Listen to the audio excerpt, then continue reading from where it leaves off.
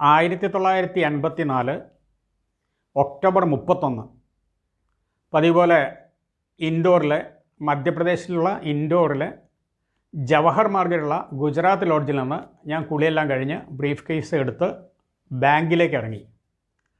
എൻ്റെ ബ്രീഫ് കേസിൻ്റെ ഉള്ളിൽ നിറയെ പൈസയാണ്. 20-ൻ്റെയും 50-ൻ്റെയും 100-ൻ്റെയും ബണ്ടിലുകൾ. അത് പിറ്റേ ദിവസത്തെ കളക്ഷനാണ്. അതായത് ഞങ്ങൾ മാർക്കറ്റിൽ നിന്നും പൈസ കളക്ട് ചെയ്ത് അടുത്ത ദിവസം രാവിലെ എഴുന്നേറ്റ് അത് DD ഉണ്ടാക്കി കയ്യിൽ വെച്ച് അങ്ങനെയൊക്കെയാണ് യാത്ര ചെയ്യുന്നത്. അന്നത്തെ ബിസിനസ്സെല്ലാം അങ്ങനെയാണ്. അന്ന് ട്രാൻസ്ഫർ ചെയ്യാനോ ഇതുപോലുള്ള വ്യവസ്ഥകളൊന്നും അന്നില്ല. അതുപോലെ തന്നെ ചെക്ക് ആരെങ്കിലും തന്നു കഴിഞ്ഞാൽ ഒരു ചെക്ക് പാസ്സായി വരണമെങ്കിൽ 1 മാസം 1.5 മാസം സമയം പിടിക്കും ബാങ്കിൽ. അത്രയും വൈകിട്ടാണ് ചെക്ക് പാസ്സാവുള്ളൂ. അപ്പോൾ സാധാരണയായിട്ട് ആരിൽ നിന്നും ചെക്ക് വാങ്ങിക്കാറില്ല. ചില ചെക്കുകൾ ഡിസോർഡർ ആവും ചെയ്യും. എന്തെങ്കിലും കുറച്ച് പൈസ വ്യത്യാസം എന്നാൽ ഡിസോർഡർ ആവും. അതുകൊണ്ട് അന്നത്തെ ബിസിനസ്സുകാരെല്ലാം മാക്സിമം ക്യാഷേ വാങ്ങിക്കുള്ളൂ. അതുകൊണ്ടാണ് ഈ രാവിലത്തെ സമയമായ ബ്രീഫ് കേസ് നിറയെ പൈസ. അപ്പോൾ അത് എടുത്തുകൊണ്ട് ബാങ്കിൽ പോയിട്ട് DD ഉണ്ടാക്കണം. ഡിമാൻഡ് ഡ്രാഫ്റ്റ് ഉണ്ടാക്കിയിട്ട് ആ പേപ്പർ കയ്യിൽ വെച്ചിട്ടാണ് തിരിച്ച് ഞങ്ങൾ ഡൽഹിയിലെത്തുക. അങ്ങനെയാണ് അന്നത്തെ കാലത്തെ ബിസിനസ്സിൻ്റെ ആ സിസ്റ്റം 84-ലൊക്കെ. അപ്പോൾ അങ്ങനെ ഞാൻ DD എടുക്കാൻ വേണ്ടി ബാങ്കിലേക്ക് ഇറങ്ങിയ സമയത്ത് ബാങ്കിൻ്റെ അടുത്തെത്തിയപ്പോൾ 10:45 ആയിട്ടുണ്ടാവും. 10:45 ബാങ്കിലെത്തുന്നത് രാവിലെ. അവിടെ പറയുന്നത് കേട്ടു, ഇന്ദിരാഗാന്ധി ഷോട്ട് ഡെഡ്, ഇന്ന് ബാങ്ക് തുറക്കാൻ കഴിയുമെന്ന് തോന്നുന്നില്ല. ബാങ്കിൻ്റെ മുമ്പിൽ നിന്നിട്ട് ഒരാൾ പറയുകയാണ്. അപ്പോൾ ഞാൻ ചോദിച്ചു എന്ത് സംഭവിച്ചു എന്ന്. അപ്പോൾ അവർ പറഞ്ഞു BBC-യുടെ ന്യൂസ് വന്നിട്ടുണ്ട്, ഇന്ദിരാഗാന്ധിക്ക് വെടിയേറ്റിട്ടുണ്ട്, മരിച്ചു എന്നാണ് ന്യൂസിൽ പറയുന്നത്. അപ്പോൾ ഇത് പറഞ്ഞ് കുറച്ച് കഴിഞ്ഞ് ഞങ്ങൾ നോക്കുമ്പോഴേക്കും ഇൻഡോറിലുള്ള മാർക്കറ്റിലെ എല്ലാ ഷട്ടറുകളും, തുറന്ന ഷട്ടറുകളെല്ലാം അടയ്ക്കാൻ തുടങ്ങിയ ആളുകൾ.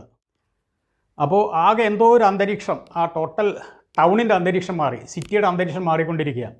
എല്ലാ ഹോട്ടലുകളും അടയുന്നു. അപ്പോൾ ഞാൻ ബാങ്കിൻ്റെ ഉള്ളിൽ പോയ സമയത്ത് പറഞ്ഞു, സാർ ഇപ്പോൾ വർക്ക് നടക്കില്ല, ഇന്ന് വർക്ക് നടക്കും തോന്നുന്നില്ല, പുറത്തെന്തൊക്കെ പ്രശ്നങ്ങളുണ്ട്, കാരണം ഞങ്ങൾ വർക്ക് തുടങ്ങിയാലും ശരിയാവില്ല. അപ്പോൾ ഏതായാലും കുറച്ച് കഴിയട്ടെ, കാത്തിരിക്കാമെന്ന് പറഞ്ഞു. കുറച്ച് കഴിയട്ടെ എന്ന് പറഞ്ഞപ്പോഴേക്കും എല്ലാ കടകളും എല്ലാം അടയ്ക്കാൻ തുടങ്ങി. ബാങ്കുകാരും പറഞ്ഞു ഞങ്ങളും അടയ്ക്കുകയാണ്, ഏതായാലും ഇന്ന് വർക്കില്ല. അതും കേട്ടുകൊണ്ട് ഞാൻ തിരിച്ച് ബ്രീഫ് കേസ് എടുത്തിട്ട് ലോഡ്ജിലെത്തി. അവിടെ മാനേജറോട് ചോദിച്ചു, നിങ്ങൾക്ക് ഭക്ഷണമെല്ലാം ഇവിടെ തരാൻ കഴിയുമോ ഇവിടെ നിൽക്കുകയാണെങ്കിൽ? അപ്പോൾ പറഞ്ഞു, സാർ ഒന്നും പറയാൻ പറ്റില്ല, കാരണം കടകളെല്ലാം അടഞ്ഞു കഴിഞ്ഞാൽ ഞങ്ങൾക്ക് സാധനം കിട്ടില്ല, അവിടെ ഭക്ഷണമൊന്നും കിട്ടില്ല. അപ്പോൾ ഞങ്ങൾക്ക് അതിനെപ്പറ്റി ഒരു ഉറപ്പും പറയാൻ പറ്റില്ല. അപ്പോൾ ഞാൻ വിചാരിച്ചു ഇനി ഏതായാലും ശരീരം ഇവിടെ നിന്നിട്ട് കാര്യമില്ല, കിട്ടുന്ന വണ്ടി പിടിച്ചുകൊണ്ട് ഡൽഹിയിലെത്തുക. അപ്പോൾ അങ്ങനെ വിചാരിച്ച് ഒരു 2 മണിക്കുള്ള ഒരു വണ്ടി കിട്ടി എനിക്ക് രത്ലാമിലേക്ക്. രത്ലാം എന്ന് പറഞ്ഞ സ്ഥലത്തേക്കാണ് പോയത്. കാരണം നേരിട്ട് വണ്ടി കാത്തു നിൽക്കണമെങ്കിൽ അത് രാത്രിയൊക്കെ ആവും. അപ്പോൾ ഒരുപക്ഷെ നേരത്തെ എത്താൻ കഴിയില്ല. മധ്യപ്രദേശിലെ രത്ലാം എന്ന് പറയുന്ന സ്റ്റേഷനിലേക്ക് ട്രെയിൻ പിടിച്ചു. രത്ലാമിലെത്തിയപ്പോൾ വേറൊരു ട്രെയിൻ വരുന്നു, ഫിറോസ്പൂർ ബോംബെ ജനത എക്സ്പ്രസ്. ബോംബെയിൽ നിന്നും ഫിറോസ്പൂരിലേക്ക്, പഞ്ചാബിലേക്ക് പോകുന്ന വണ്ടിയാണത്. അപ്പോൾ ഫിറോസ്പൂർ പഞ്ചാബിലത്തെ പ്രധാനപ്പെട്ട ഒരു സ്ഥലമാണ്. അപ്പോൾ അതിലെ പോകുന്ന വണ്ടി എനിക്ക് ഏകദേശം ഒരു 8:30 മണിക്ക് രാത്രി അവിടെ നിന്ന് കിട്ടി, രത്ലാമിൽ നിന്ന്. 8:30 മണിക്കുള്ള ആ ട്രെയിനിൽ കയറി. അപ്പോൾ കംപ്ലീറ്റ് നിറയെ പഞ്ചാബികളാണ് അതിനുള്ളിലുള്ളത്. പഞ്ചാബിലേക്ക് പോകുന്ന വണ്ടി ആയതുകൊണ്ട് മാക്സിമം പഞ്ചാബികൾ തന്നെ അതിനുള്ളത്, സർദാർമാരും എല്ലാം അതിനുള്ളത്. അങ്ങനെ അതിൽ കയറി കിടന്നു. രാത്രി സുഖമായിട്ട് ഉറങ്ങി. രാവിലെ ഉദ്ദേശം ഒരു 5 മണിക്ക് ട്രെയിൻ തുഗ്ലക്കാബാദ് എന്ന് പറഞ്ഞ സ്ഥലത്ത് നിർത്തപ്പെട്ടു. അപ്പോൾ ചുറ്റും നോക്കിയപ്പോൾ കുറേ പയ്യന്മാരുണ്ട്. 15 വയസ്സ് മുതൽക്ക് 22 വയസ്സുള്ള പയ്യന്മാർ കയ്യിൽ ഇഷ്ടികയും കല്ലും പിടിച്ചുകൊണ്ട് നിൽക്കുകയാണ്. ചിലരുടെ കയ്യിൽ പന്തങ്ങളുണ്ട്, തീപ്പന്തങ്ങൾ. ഒന്നും മനസ്സിലായില്ല. ഞാൻ പെട്ടെന്ന് എഴുന്നേറ്റ് നോക്കിയപ്പോൾ ഇവന്മാർ വണ്ടി പിടിച്ച് നിർത്തി. വണ്ടിയെ കല്ലെറിയുന്നുണ്ട്, ചിലവർ ഇഷ്ടിക എറിയുന്നുണ്ട്. കുറച്ച് കഴിഞ്ഞ് നോക്കിയപ്പോൾ കുറച്ചുകൂടെ ഈ പയ്യന്മാർ വന്നിട്ട് ആർക്കാരൊക്കെ സർദാർമാരെ പിടിച്ചുകൊണ്ട് പോകുന്ന കണ്ടു. ഞാൻ വിചാരിച്ചു എന്താ സംഭവിക്കുന്നത്, ഒന്നും മനസ്സിലായില്ല എന്താ സംഭവിക്കുന്നതെന്നുള്ളത്. കുറച്ചുകൂടെ കഴിഞ്ഞപ്പോഴേക്കും ഈ കൂട്ടം വലുതായി. അതായത് അവിടെയുള്ള അക്രമികളുടെ സംഘം വലുതായി. യുവാക്കളോട് കൂടെ മുതിർന്നവരും ഒരു 40 വയസ്സ് വരെയുള്ള ആൾക്കാരെ കാണാണ്ടായി. അതിലും വലിയ ആൾക്കാരൊന്നും കണ്ടിട്ടില്ല ഈ അക്രമി സംഘത്തിൽ. ഒരു 15 വയസ്സ് മുതൽ 25 വയസ്സ് വരെയുള്ള പയ്യന്മാരാണ് കൂടുതലും കണ്ടത്. അപ്പോൾ ഇവന്മാരെല്ലാം എല്ലാ കോച്ചുകളിലും വന്ന് സർദാർമാരെ പിടിച്ചുകൊണ്ട് പോയി റെയിൽവേ ലൈനിലേക്ക് കൊണ്ടുപോയി ഇഷ്ടിക എറിയുന്നു, കീല്, മണ്ണെണ്ണ ഇങ്ങനെയുള്ള സാധനങ്ങളുടെ മേൽ ഒഴിക്കുന്നു, തീ കൊളുത്തുന്നു. ഇതെല്ലാം എൻ്റെ കൺമുമ്പിൽ കണ്ട ദൃശ്യമാണ്. അപ്പോൾ ഇങ്ങനെയുള്ള ദൃശ്യങ്ങൾ ഇനി ഒരിക്കലും ആർക്കും കാണാൻ ഇടയാവരുതെന്നാണ് ഞാൻ അന്ന് പ്രാർത്ഥിച്ചത്. എന്ത് ചെയ്യണമെന്നറിയില്ല, എന്താണ് ചെയ്യേണ്ടത് അറിയില്ല. ഞങ്ങളുടെ വണ്ടിയാണെങ്കിൽ ഫിറോസ്പൂരിലേക്ക് പോകുന്ന, പഞ്ചാബിലേക്ക് പോകുന്ന വണ്ടിയാണ്. അതിൽ മാക്സിമം ബോംബെയിൽ നിന്ന് വരുന്ന സർദാർമാരാണ് കൂടുതലുള്ളത്. സർദാർമാരെല്ലാം പിടിച്ചു കൊണ്ടുപോയി ഇവന്മാർ ആ അക്രമി സംഘങ്ങൾ ഇവർ മുഴുവൻ ചുട്ടുചാമ്പലാക്കി, കല്ലെറിഞ്ഞും ഇടിച്ചും എല്ലാം ട്രാക്കിൽ ഇങ്ങനെ നിരന്ന് കിടക്കുകയാണ്. ചിലർ ചാവുന്നു, ചിലർ നിലവിളിക്കുന്നു, ചിലർ ഓടുന്നു. പക്ഷേ ഈ അക്രമി സംഘം ഏകദേശം ഒരു 200ഓളം വരുന്ന അക്രമി സംഘത്തിൻ്റെ ഉള്ളിൽ നിന്ന് ആർക്കും രക്ഷപ്പെടാൻ കഴിയുന്നില്ല. ട്രെയിനിലുള്ള ആർക്കും ഒന്നും ചെയ്യാൻ പറ്റാത്തൊരവസ്ഥ. ട്രെയിനിൻ്റെ ഉള്ളിൽ തുഗ്ലക്കാബാദ്, പൻവേൽ എന്നീ സ്ഥലങ്ങളിലാണ് കൂടുതലും ഈ ആക്രമണം ഉണ്ടായത്, ഡൽഹിയുടെ ഭാഗത്തായിട്ട്.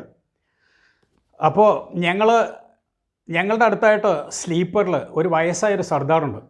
ഉദ്ദേശം ഒരു 85 വയസ്സോളം ഉണ്ടാവും. ഞങ്ങൾ അയാളെ നരച്ച താടിയൊക്കെ ആയിട്ടുള്ള സർദാറാണ്. അപ്പോൾ ഞങ്ങൾ അയാളെ ഏറ്റവും മീതെ ബർത്തിൻ്റെ മീതെ കയറി കിടത്തി, എന്നിട്ട് പുതപ്പിച്ച് കിടത്തി. ഇനി അക്രമികൾ വന്നാൽ അവർ തിരയുന്നുണ്ട്, വന്നിട്ട് സീറ്റിൽ വന്നിട്ട് എവിടേക്കാണ് സർദാർ ഉള്ളതാണ്. അപ്പോൾ ഇയാളെ ഞങ്ങൾ അതിൻ്റെ പുതപ്പിച്ച് കിടത്തി. അപ്പോൾ അതുകൊണ്ട് ഈ അക്രമി സംഘങ്ങൾ വന്ന് അയാളെ കണ്ടില്ല. അവരിട്ട് തിരഞ്ഞു പോവുകയും ചെയ്തു. അവരിന്നിട്ട് വണ്ടിയെ വിട്ടോളാൻ പറഞ്ഞു. അങ്ങനെ വണ്ടി വിട്ടു. അവർ പോകുന്ന സമയത്ത് പറഞ്ഞു, നിങ്ങൾ എല്ലാവരും ഇവിടെ ഇറങ്ങുകയാണ് നല്ലത്. ഫരീദാബാദ് സ്റ്റേഷൻ കഴിഞ്ഞാൽ നിസാമുദ്ദീൻ സ്റ്റേഷനിൽ സർദാർമാർ കൂട്ടത്തോടെ നിൽക്കുന്നുണ്ട്. ഈ വണ്ടിയുള്ള ഹിന്ദുക്കളെ മുഴുവൻ അവർ കൊല്ലും, ഈ വണ്ടിയുള്ളവരെ. അതുകൊണ്ട് നിങ്ങൾ ഇവിടെ തന്നെ ഇറങ്ങിപ്പോകണം, കഴിയുമ്പോൾ പറഞ്ഞിട്ടാണ് അക്രമി സംഘം അവിടെ നിന്ന് പോയത്. വീണ്ടും കലാപമുണ്ട്, വണ്ടിയെ വീണ്ടും ആക്രമിക്കുമെന്ന് പറഞ്ഞുകൊണ്ട്. അപ്പോൾ വണ്ടി അവിടെ നിന്ന് വിട്ടതും സർദാറിന് കലശലായ മൂത്രശങ്ക. സർദാറിന് മൂത്രം ഒഴിച്ചേ മതിയാവും. വണ്ടി മെല്ലെ മെല്ലെ നീങ്ങുന്ന സമയത്ത് സർദാർ സീറ്റിൽ നിന്ന് ഇറങ്ങി മൂത്രമൊഴിക്കാൻ ബാത്റൂമിലേക്ക് പോയതും പുറത്തുള്ള ആ സംഘങ്ങൾ കണ്ടു. അതാ ഒരു സർദാർ പോകുന്നു. വേഗം മാമാർ ചാടിക്കയറി വണ്ടി നിർത്തി, ചെയിൻ പുള്ളിയും ചെയ്ത് വണ്ടി നിർത്തി അയാളെയും പിടിച്ചുകൊണ്ടുപോയി. എന്തൊരു പരിതാപകരമായ അവസ്ഥയാണെന്ന് നോക്കൂ. അങ്ങനെ ഞങ്ങളുടെ വണ്ടിയുള്ള എല്ലാ സർദാർമാരെയും, എല്ലാ സിഖുകാരെയും, എല്ലാ തലപ്പാവുള്ളവരെയും എല്ലാവരെയും കൊണ്ടുപോയി തുഗ്ലക്കാബാദ് ആ ഭാഗത്ത് വെച്ച് മൃഗീയമായിട്ട്, മനുഷ്യരൊന്നും അങ്ങനെ ചെയ്യാൻ പാടില്ല, അങ്ങനെ കൊല ചെയ്യപ്പെട്ടു. ഞാൻ കണ്ണുകൊണ്ട് കണ്ടിട്ട്, ഇതെല്ലാം കണ്ണുകൊണ്ട് കണ്ടാണ് ഞാൻ അവിടെ അന്ന് വീണ്ടും പോവുകയാണ്. ഫരീദാബാദ് സ്റ്റേഷനെത്തി കഴിഞ്ഞാൽ നിങ്ങൾ ഇറങ്ങിപ്പോവുക. കാരണം ഇനി ആരും ട്രെയിനിൽ വേണ്ട. അത് കഴിഞ്ഞാൽ വരാൻ പോകുന്നത് നിസാമുദ്ദീൻ സ്റ്റേഷനാണ്. നിസാമുദ്ദീൻ സ്റ്റേഷനിൽ അത് സർദാറുകളുടെ, സിഖുമാർ കൂടുതൽ താമസിക്കുന്ന സ്ഥലമാണ്. സിഖുമാർ വന്ന് ആക്രമിക്കും. ഇങ്ങനെയൊക്കെയാണ് ആ വണ്ടിയിൽ അഭ്യൂഹങ്ങളുണ്ടായത്. അപ്പോൾ ഞങ്ങൾ ഫരീദാബാദ് പോയി. ഫരീദാബാദ് റോഡിൻ്റെ ട്രാക്കിൻ്റെ 4 ഭാഗത്തും കൂട്ടങ്ങൾ നിൽക്കുന്നുണ്ട്, പന്തങ്ങൾ കത്തിച്ചുകൊണ്ട് നിൽക്കുന്നുണ്ടെന്നല്ലാതെ ഞങ്ങളുടെ വണ്ടിയിൽ ആരും കയറിയില്ല. കാരണം അത് ആരും ഇല്ലെന്ന് മനസ്സിലായി അവർക്ക് തോന്നുന്നുണ്ട്. ഫരീദാബാദിൽ നിന്ന് നിസാമുദ്ദീനിലെത്തിയപ്പോൾ ആൾക്കാരെല്ലാം അവിടെ ഇറങ്ങിപ്പോയി. ഈ വണ്ടി ഫിറോസാബാദ് പോകുന്നതാണ്. എൻ്റെ കോച്ചിൽ ഞാനും താടി വെച്ച ഒരു വ്യക്തി മാത്രമുണ്ട്. താടി വെച്ച വ്യക്തി മലയാളിയാണ്. അയാളൊരു മൂലയിലിരിക്കുക. എൻ്റെ കോച്ചിലാകെ ഞങ്ങൾ 2 പേരേ ഉള്ളൂ. എനിക്കതിൽ നിന്ന് ഇറങ്ങാൻ നിവർത്തിയില്ല. കാരണം എൻ്റെ ബ്രീഫ് കേസ് നിറയെ പൈസയാണ്. ഞാൻ ഇറങ്ങിക്കഴിഞ്ഞാൽ കൊള്ളസംഘങ്ങളാണ്, അക്രമി സംഘങ്ങളാണ് മുഴുവൻ ഉള്ളത്. ഇവർ അക്രമവും ലൂട്ടിങ്ങും എല്ലാം നടത്തുന്നുണ്ട്, കിട്ടുന്നതെല്ലാം. ഒരുപക്ഷെ ഇവന്മാരിൽ ആരെങ്കിലും യൂത്തുകളാണ് മുഴുവനും. എൻ്റെ ബ്രീഫ് കേസ് പിടിച്ചുകൊണ്ട് ഓടിപ്പോയാൽ എൻ്റെ ബ്രീഫ് കേസിലെ മുഴുവൻ പൈസ നഷ്ടപ്പെടും. അപ്പോൾ ഞാൻ അന്ന് എൻ്റെ വാല്യൂവിനേക്കാൾ കൂടുതൽ കണക്കാക്കിയ പൈസയ്ക്ക്, കാരണം ഈ പൈസ കമ്പനിയുടെ പൈസയാണ്, കമ്പനിക്ക് ആവശ്യമുള്ള പൈസ, ഇത് പോകാൻ പാടില്ല. അപ്പോൾ ഈ പൈസ ഉള്ള കാരണം കൊണ്ട് മാത്രമാണ് ഞാൻ ഇറങ്ങാതിരുന്നത്. അല്ലാതെ ധൈര്യം കൊണ്ടൊന്നല്ല നേരിട്ട് പോകാമെന്ന് വിചാരിച്ചാൽ, ഞാൻ ഇറങ്ങിയാൽ എൻ്റെ പൈസ പോവും എന്നുള്ള ഭയം കൊണ്ട് ഞാൻ ഇറങ്ങിയില്ല. ഞാനും ആ പയ്യനും അടുത്ത് വന്ന് ഞങ്ങൾ സംസാരിച്ചു. അപ്പോൾ ആ പയ്യൻ എന്നോട് പറഞ്ഞു, എൻ്റെ താടിയൊക്കെ ഉണ്ട് ചേട്ടാ, എന്നെ ഒന്ന് രക്ഷിക്കണം. കാരണം താടി കണ്ടിട്ട് ഇനി എന്നെ കൊണ്ടുപോകുന്നവോ പ്രശ്നമില്ലല്ലോ, നമ്മൾക്ക് മലയാളത്തിൽ സംസാരിച്ച് പോകാം. മലയാളത്തിൽ സംസാരിച്ചാൽ പിന്നെ പഞ്ചാബി എല്ലാമെന്ന് മനസ്സിലാവുമല്ലോ. അപ്പോൾ അതുകൊണ്ട് നമ്മളെ കൊണ്ടുപോയില്ല പറഞ്ഞ് ഞങ്ങൾ 2 പേരും സംസാരിച്ച് ന്യൂദില്ലി സ്റ്റേഷനിലെത്തിയപ്പോൾ അവിടെ വണ്ടി ഇറങ്ങി. ഒരു ഓട്ടോറിക്ഷയില്ല. എനിക്ക് ഏകദേശം ഒരു 11 കിലോമീറ്റർ ദൂരമുള്ള കരോൾബാഗ് എന്ന് പറഞ്ഞ സ്ഥലത്താണ് ഞാൻ താമസിക്കുന്നത്.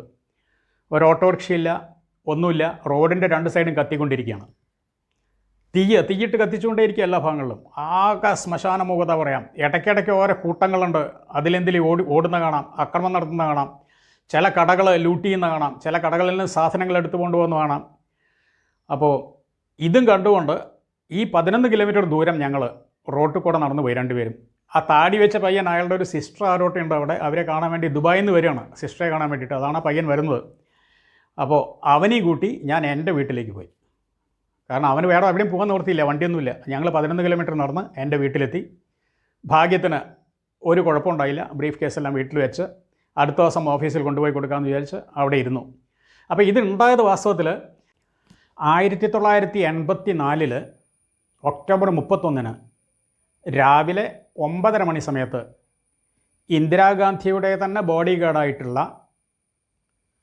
സത്വന്ത് സിംഗ് ആൻഡ് ബിയൻ സിംഗ് എന്ന 2 ബോഡി ഗാർഡുകളാണ് ഉദ്ദേശം 32ഓളം നിറയൊഴിച്ച് ഇന്ദിരാഗാന്ധിയെ ഷൂട്ട് ചെയ്തത്. ഇവർ ചെയ്യാനുണ്ടായ കാരണം സിഖുകാർ പാകിസ്ഥാനെ വിഭജിച്ച പോലെ തന്നെ പഞ്ചാബിനെ വിഭജിച്ച് പഞ്ചാബിനെ പ്രത്യേക രാഷ്ട്രമാക്കണമെന്ന് പറഞ്ഞ് ഖാലിസ്ഥാൻ മൂവ്മെൻറ്റ് സ്റ്റാർട്ട് ചെയ്തു. ഈ ഖാലിസ്ഥാൻ മൂവ്മെൻറ്റിൻ്റെ ചീഫായിട്ടുള്ള ഭിന്ദ്രൻവാല അവർ താമസിച്ചിരുന്നത് അവരുടെ സംഘങ്ങളിലുണ്ടായിരുന്ന അവിടുത്തെ ഗോൾഡൻ ടെമ്പിൾ, അവിടുത്തെ ഒരു ഗുരുദ്വാരയിലാണ്. ഈ ഗുരുദ്വാരയെ ഇന്ത്യൻ മിലിറ്ററി, ഇന്ദിരാഗാന്ധിയുടെ ഓർഡർ പ്രകാരം ഇന്ത്യൻ മിലിറ്ററി ആക്രമിച്ച് ഭിന്ദ്രൻവാലയെ കൊല ചെയ്തു. ഈ ഓപ്പറേഷനെ ബ്ലൂ സ്റ്റാർ ഓപ്പറേഷൻ എന്ന് പറയും. അപ്പോൾ സിഖുകാർക്കെതിരെ ഇന്ദിരാഗാന്ധി പട നയിച്ചുകൊണ്ടുള്ള വിദ്വേഷത്തിലാണെന്നാണ് ഈ ഇന്ദിരാഗാന്ധിയെ ഇങ്ങനെ ഷൂട്ട് ചെയ്യാനുള്ള കാരണമെന്ന് പറയുന്നു. കൂടുതൽ വിവരങ്ങൾ പറഞ്ഞു കഴിഞ്ഞാൽ ഇത് വല്ലാതെ നീണ്ടുപോകും ഈ വീഡിയോ. അതുകൊണ്ട് ഇതെല്ലാം കറക്റ്റ് നമ്മൾക്ക് ഗൂഗിൾ സെർച്ച് ചെയ്താൽ കിട്ടുന്നതാണ്. ബ്ലൂ സ്റ്റാർ ഓപ്പറേഷൻ എന്താണ് എന്ന് ചോദിച്ചാൽ കിട്ടുന്നതാണ്. അപ്പോൾ ഈ സർദാർമാർ ഷൂട്ട് ചെയ്തുകൊണ്ടാണ് സർദാറുകൾക്ക് നേരെ അക്രമം അഴിച്ചുവിട്ട് സർദാർമാരെ കൊല്ലാൻ വേണ്ടി ഒരു പ്രത്യേക ഗ്രൂപ്പ് ഇതിനിറങ്ങിയത്. പ്രധാനമായിട്ടും ഈ സംഭവം നടന്ന സമയത്ത് ആരും അറിഞ്ഞിട്ടില്ല. ഇന്ത്യൻ ന്യൂസ് ചാനലുകളെല്ലാം ന്യൂസ് ചെയ്യുന്നത് ഏകദേശം വൈകുന്നേരത്തിന് ശേഷം തോന്നുന്നുണ്ട് എനിക്ക്. കാരണം രാവിലെ ഒന്നും ഇന്ത്യൻ ന്യൂസ് ചാനലുകളൊന്നും ഒന്നും ന്യൂസ് ചെയ്തിട്ടില്ല. BBC ആണ് ആദ്യമായിട്ട് റിപ്പോർട്ട് ചെയ്തും ഞങ്ങൾ ഇവിടെ വെച്ച് കേട്ടതും. അന്ന് BBC വളരെ പ്രധാനമാണ്. ഇന്ത്യൻ ചാനലിനേക്കാളും ഇന്ത്യൻ ന്യൂസ് ചാനലിനേക്കാളൊക്കെ വളരെ പെട്ടെന്ന് ന്യൂസ് വരുന്ന ചാനൽ BBC മാത്രമേ ഉള്ളൂ. അന്ന് അങ്ങനെ ആയിരുന്നു ഇന്ത്യയിൽ മുഴുവൻ. BBCക്ക് കൂടുതൽ പ്രാധാന്യം ഉണ്ടായിരുന്നു. ഡൽഹിയിലെത്തിയ സമയത്താണ് ഈ സർദാർ ആണ് ഇവരെ കൊന്നതെന്നും അതുകൊണ്ടാണ് സർദാറിൻ്റെ മീതെ, കാരണം വ്യക്തമായിട്ട് ഞങ്ങൾക്ക് ഒരു വിവരം കിട്ടിയിരുന്നില്ല. എന്താ സംഭവിക്കുന്നത് അറിയില്ല. ഇന്ദിരാഗാന്ധിയെ ആരോ ഷൂട്ട് ചെയ്ത് കൊന്നു എന്ന് മാത്രമേ മനസ്സിലായുള്ളൂ. അപ്പോൾ ഡൽഹിയിലെത്തിയതിന് ശേഷമാണ് ഉദ്ദേശം 7 മണി 7:45 ആയപ്പോഴാണ് ശരിക്കുള്ള ന്യൂസ് വന്ന വിവരം ഞാൻ അറിയുന്നത്. ന്യൂസ് അവർ എപ്പെട്ടു എന്ന് എനിക്കറിയില്ല. അന്നത്തെ സമയത്ത് എൻ്റെ കയ്യിൽ TV ഇല്ല. അന്നത്തെ സമയത്ത് എൻ്റെ കയ്യിൽ റേഡിയോ ഉണ്ടെങ്കിൽ തന്നെ ഞാനത് ഓൺ ചെയ്തിട്ടില്ല. അത് എവിടെ ഇരിക്കുന്നത് അറിയില്ല. കാരണം ഇൻഡോറിൽ നിന്ന് വന്ന സമയമാണ്, തിരഞ്ഞെടുക്കാനോ സമയം കിട്ടിയിട്ടില്ല. അതുകൊണ്ട് എപ്പോഴാണത് ന്യൂസ് വന്നതെന്ന് എനിക്ക് വ്യക്തമായിട്ട് അറിയില്ല. എങ്ങനെയാലും വൈകുന്നേരത്തെ സമയത്താണ് ഇന്ത്യ ഈ ന്യൂസ് പുറത്ത് വിട്ടിട്ടുള്ളൂ. രാവിലെ 9:30 ഷൂട്ട് ചെയ്തും ഉദ്ദേശം അതിനുശേഷം മരിച്ചൊക്കെയുള്ള കഥയൊക്കെ ഉണ്ട്. അതിനുശേഷം ആസ്പത്രി കൊണ്ടുപോയതും ഇങ്ങനെയുള്ള കുറേ കഥകളുണ്ട്. അപ്പോൾ ഇതൊന്നും ഇന്ത്യൻ ന്യൂസ് ചാനലൊന്നും ന്യൂസ് വിട്ടിരുന്നില്ല. വീട്ടിലെത്തി അന്ന് രാത്രി ഉറങ്ങി. രണ്ടാമത്തെ ദിവസം രാവിലെ ഞങ്ങൾക്ക് മെസ്സേജ് കിട്ടി, ഈ ഏരിയയിലുള്ള ആൾക്കാരെല്ലാം നിങ്ങളുടെ വീട്ടിലേക്ക് ലക്ഷ്യമിട്ടിട്ടുണ്ട്. അതായത് എൻ്റെ വീട്ടിലേക്ക്. അന്ന് ഞാൻ ഡൽഹിയിൽ താമസിക്കുന്നത് ഒരു സർദാറിൻ്റെ വീട്ടിലാണ്, സിഖുകാരൻ്റെ വീട്ടിലാണ്. അവിടെ 2 വയസ്സായ സിഖുകാരും പിന്നെ അവരുടെ മക്കളുമാണുള്ളത്. പിന്നെ അവരുടെ അമ്മയും അതുപോലെ മകൻ്റെ ഭാര്യയും, ഇത്ര ആൾക്കാർ അവിടെ താമസിക്കുന്നത്. അപ്പം ഞാൻ അവിടെ ജോലി കിട്ടിയ സമയത്ത് എനിക്ക് ഡൽഹിയിലെ താമസങ്ങളൊന്നും അത്ര ഭംഗിയായി തോന്നാത്തതുകൊണ്ട് മറ്റുള്ളവരുടെ സഹകരണത്തോടെ ഈ സർദാറിനോട് പറഞ്ഞ് സർദാറിൻ്റെ ടെറസിൻ്റെ മീതെ, അയാളുടെ ഫസ്റ്റ് ഫ്ലോറിലെ വീടാണ്, ടെറസിൻ്റെ മീതെ ഞാൻ എൻ്റെ പൈസ കൊണ്ട് ഒരു ഒറ്റ റൂം ഉണ്ടാക്കി. അതിലാണ് ഞാൻ താമസിക്കുന്നത്. സർദാറിൻ്റെ വീടാണത്. അതിൻ്റെ ടെറസിൻ്റെ മീതെ ഒരു റൂമുണ്ടാക്കി. ആ റൂമിലാണ് ഞാൻ താമസിക്കുന്നത്. അത് ടാങ്ക് റോഡ് എന്ന് പറഞ്ഞ കരോൾ ബാഗിലെ ടാങ്ക് റോഡ് എന്ന് പറഞ്ഞ സ്ഥലത്തായിരുന്നു അന്ന് എൻ്റെ വീടുണ്ടായിരുന്നത്. അപ്പോൾ ഇത് ഈ സർദാറിൻ്റെ ടെറസിൻ്റെ മീതെയാണ്. ടെറസിൻ്റെ മീതെയാണ് എൻ്റെ വീടെങ്കിലും സർദാറിൻ്റെ വീട് എൻ്റെ വീട് പോലെ തന്നെ ഞാൻ ഉപയോഗിച്ചിരുന്നത്. എല്ലാ സൗകര്യങ്ങളും, ഫ്രിഡ്ജ് എല്ലാം നമുക്ക് അവിടുത്തെ നമ്മളെപ്പോലെ ഉപയോഗിക്കാം. അത്രയും സ്വാതന്ത്ര്യമുള്ളൊരു വീടായിരുന്നു അത്. അവിടെയാണ് ഞാൻ വാടകയ്ക്ക് താമസിച്ചിരുന്നത്. അപ്പോൾ അങ്ങനെയുള്ള സമയത്താണ് പിറ്റേ ദിവസം രാവിലെ അവിടെയുള്ള ആളുകൾ പറയുന്നത്, സർദാറിനെ ഇവിടുത്തെ ആളുകൾ നോട്ടമിട്ടുണ്ട്, ഇന്ന് രാത്രി അവർ സർദാറിനെ കൊല്ലും, 2 പേരും ഇന്ന് പിടിച്ചുകൊണ്ടുപോലെന്ന് അങ്ങനെ ന്യൂസ് ഞങ്ങൾക്ക് കിട്ടി. അപ്പോൾ എനിക്ക് വലിയ പ്രയാസമായി. കാരണം എൻ്റെ വീട്ടിൽ എൻ്റെ സ്വന്തം അംഗങ്ങളെപ്പോലുള്ള ആൾക്കാരാണ്, എനിക്ക് വേണ്ട എല്ലാ സഹായങ്ങളും ചെയ്യുന്നവരാണ് അവർ. അപ്പോൾ തന്നെ ഞാൻ എൻ്റെ കൂട്ടുകാരുടെ അടുത്ത് പോയി എല്ലാവരുടെയും കാര്യങ്ങൾ പറഞ്ഞു. ഉദ്ദേശം 25ഓളം നമ്മുടെ മലയാളീസ് തന്നെ, കേരളക്കാരെന്നെ, ഞങ്ങൾ 4 ദിവസവും രാത്രി ഉറക്കമൊഴിച്ച് എൻ്റെ ടെറസിൽ ഉണ്ടായിരുന്നു. അതുകൊണ്ട് ആ സർദാറിൻ്റെ അടുത്ത് ആരും വന്നില്ല, ഞങ്ങളത്ര ആൾക്കാരെ കണ്ടതുകൊണ്ട്. അപ്പോൾ ആ ഏരിയയിൽ നിന്ന് ഇപ്പോൾ ഒരു കൂട്ടം വരികയാണെങ്കിൽ അത്രയ്ക്ക് തന്നെ വരുള്ളൂ, 10-25 പേരുടെ കൂട്ടേ വരുള്ളൂ. അവരെ തടയാൻ ഞങ്ങൾക്ക് കഴിയും എന്നുള്ള രീതിയിൽ ഞങ്ങളവിടെ നിന്നിരുന്നു. അങ്ങനെ ഒരു സർദാർ കുടുംബത്തിനെ ഞങ്ങൾക്ക് രക്ഷിക്കാനും കഴിഞ്ഞു. അപ്പോൾ ഇത്രയും അക്രമങ്ങൾ ഉണ്ടാകാനുള്ള പ്രധാന കാരണം ഇന്ത്യൻ സിസ്റ്റം, അതായത് നമ്മളുടെ ഈ ഭരണ സിസ്റ്റം, ഭരിക്കേണ്ട സിസ്റ്റം ശ്രദ്ധിക്കേണ്ട ആൾക്കാരെ ശ്രദ്ധിച്ചില്ല എന്നുള്ളതാണ്. ലോ ആൻഡ് ഓർഡർ അഥവാ പ്രധാനമന്ത്രി ഇല്ലെങ്കിൽ പോലും നോക്കാൻ ഇവിടെ വേണ്ടുള്ള ആൾക്കാരുണ്ട്. പ്രസിഡൻ്റുണ്ട്, അതുപോലെ തന്നെ മറ്റ് മന്ത്രിമാരുണ്ട്, ആഭ്യന്തരമന്ത്രിയുണ്ട്, അങ്ങനെ കുറേ ആൾക്കാരുണ്ട്. അവർക്ക് വേണമെങ്കിൽ പറയാമായിരുന്നു ആക്രമണം ഉണ്ടാക്കരുതെന്നോ, അല്ലെങ്കിൽ പോലീസിനെയോ മിലിറ്ററിയോ റോഡിലേക്ക് വിടാമായിരുന്നു. എന്നാൽ സത്യത്തിൽ 4 ദിവസം 1, 2, 3, 4 4-ാം തീയതി വരയ്ക്കും എവിടെയും പോലീസുകാരെ അക്രമം തടയാൻ വേണ്ടി വിട്ടില്ല എന്നുള്ളതാണ്. 3-ാം തീയതി ശേഷം കുറച്ച് പോലീസുകാരെ കണ്ടെങ്കിലും 4-ാം തീയതിയാണ് മിലിറ്ററിയും പോലീസും ഇറങ്ങുന്നത്. ഈ സമയത്ത് എൻ്റെ അടുത്തൊരു ഫാക്ടറി ഉണ്ടായിരുന്നു, നിർമ്മ വാഷിംഗ് പൗഡറിനെ പറ്റി കേട്ടിട്ടുണ്ടാകും. നിർമ്മ വാഷിംഗ് പൗഡറിലെ പാക്കറ്റുകൾ മുഴുവൻ, നിർമ്മ പൗഡർ മുഴുവൻ ഞങ്ങൾ റോട്ടിലാണ് കിടന്നിരുന്നത്.